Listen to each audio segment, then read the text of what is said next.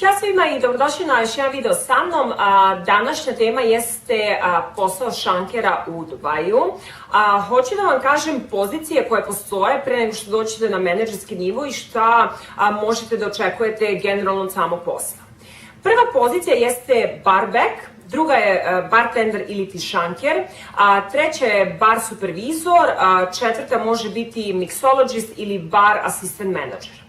Što se tiče barbacka, to je osoba koja je zadužena da vam opremi bar, kad kažem bar, to je u stvari šank, da vam opremi šank u potpunosti, da vam iseče limun, pomoranđu, da isadi limun, da imate za koktele, za limunade, da dopuni sve frižidere, da pripremi sve čaše i tako dalje. U suštini sve ono što vi trenutno radite kao šanker u našoj zemlji, to ovde može da radi barback.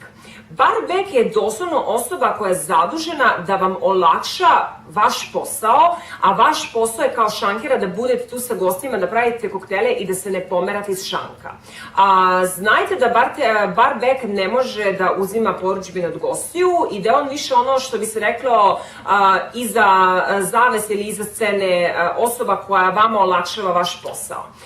Ja zaista nisam radila nikad u restoranu koji ima barbacka, međutim znam osobe koje su radile gde imaju barbackovi. Ja iskreno kažem, ja bi ovu poziciju u potpunosti preskočila, mislim da nema potrebe da dolazite na ovu poziciju, dovoljno je da naučite malo o baru, ukoliko nikad do sad niste radili i da dođete ovde jer će ljudi svakako ovde učiti, tako da to je čisto neki moj savet.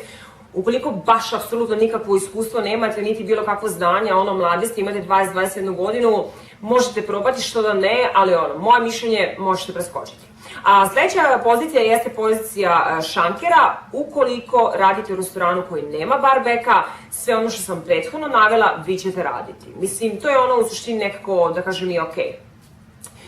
Vaša zaduženja kao šanker jesu da vi se, ukoliko radite u baru koji služi alkohol i to sve gde se nalazite, što bi se rekla, front of the house, vi onda ste zaduženi da služite piće, ponekad možda neke grickalice na baru, da pravite koktele, mislim sve ono što vi radite kod sebe kući. Zaista ne postoji bog zna kako velika razlika, sem u znanju. Ono što je jako bitno da znate jeste da vas na intervju mogu pitati, recite mi različite brendove vodke. Naprimjer, reci mi 5 brendova vodke koje znaš. Mogu Nikolu, kad su to pitali, mi smo bili šta? Mislim, mi smo znali možda 2-3, ali zaista nismo znali i mnogo više, iako je moj Nikola tad radio kao šanker. Tako da, mi smo potpuno bili nespremni na tako nešto, zato vam sad to govorim. Ukucajte na Google brendovi vodke i zapamtite možda 10-ak ili bar ih napišite na papir, pa kad imate intervju uvek možete sa strane da bacite malo pogled. Isto je tako za bilo koju drugu žestinu, za džin ili za viski ili tako dalje. Tako da to zaista istražite malo jer će vas sigurno pitati.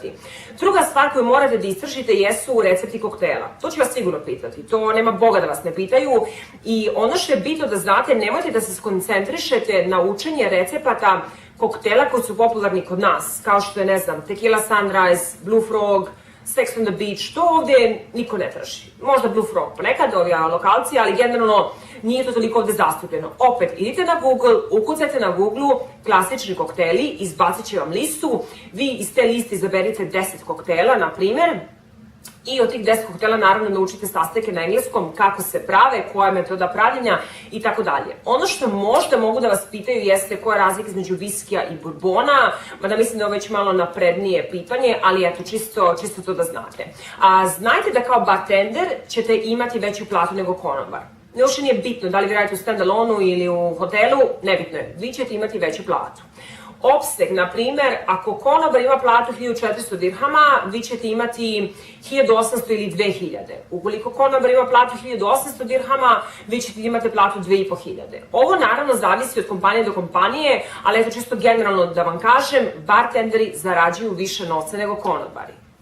Pre nego što se zaletite i napravite svoj mindset da ćete doći ovde kao šanker, da vam kažem da je uzlazna putanja ili ti napredovanje šankera malo ograničeno nego konobara. Zašto?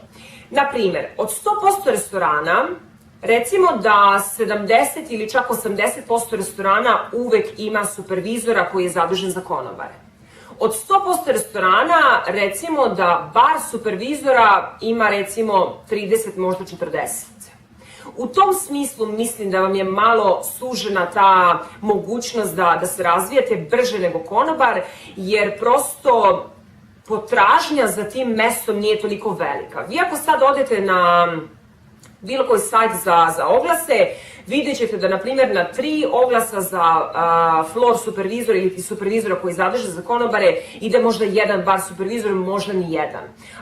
Ja znam jako puno restorana koji uopšte nemaju bar supervizora, zato vam kažem, ukoliko imate strasti, ukoliko ono vam je san da budete, ne znam, poznati bartender ili idete na takmičenja i da se zaista razvijete u tom nekom smeru, go ahead, zaista pratite svoje snove i nemojte da se ograničavate time, ja samo hoću da vam kažem kako jeste i da budete spremni. Moj Nikola je bio šanker, 2 godine radio, ako ne i jače kao šanker, došao ovde kao konobar upravo iz tog razloga i zaista mislim da je to bila mnogo bolja odluka što je došao ovde kao konobar nego kao šanker. To ostaje na vama, ali eto, čisto da znate da možda će vam biti malo izazovnije, ne sad nešto da vi ne možete da napredujete, da je to nemoguće, ali znajte, eto, čisto da znate na što dolazite pripremljeni. Nakon bartendera ide pozicija bar supervizora, nakon bar supervizora možete biti mixologist.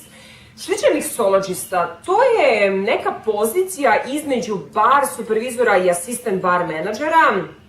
Vi ste zaduženi da kreirate nove koktele, da ispitujete kako se različiti ukusi slažu i tako dalje. Pravo da vam kažem, ja ne znam baš puno o toj poziciji, znam ljude koji rade na toj poziciji, ali mislim, oni kao jesu na assistant bar manager poziciji u tom nekom rangu, ali i nisu. Jer opet neke kompanije imaju head mixologist. Head mixologist vam je zaista na bar assistant manager nivou, ali to je zaista malo komplikovano i ne znam ni kako bi vam sad to objasnila, ali u svakom slučaju shvatit ćete to znatno bolje kada dođete ovde. Za sad je bitno da razumete kako posao ovde funkcioniše, kako ide hijerarhija i kako znanje morate da imate. Zaista na intervju ćete uglavnom dobiti pitanja vezano za recepte, za brendove, mogu da vas pitaju šta ste vi posebno uradili za gosta što od njega nije bilo očekivano. Takva pitanja isto možete da dobijete, ali u suštini, šta ga znam, to je bilo to. Znam da video nije bio previše dugačak, ali zaista ne znam šta bi vam dodatno rekla. Ukoliko imate bilo kakva pitanja, komentarišite dole, ja ću se potruditi da odgovorim na sva vaša pitanja, tako da eto, ljubim vas puno i vidimo se u sledećem videu. Ćao!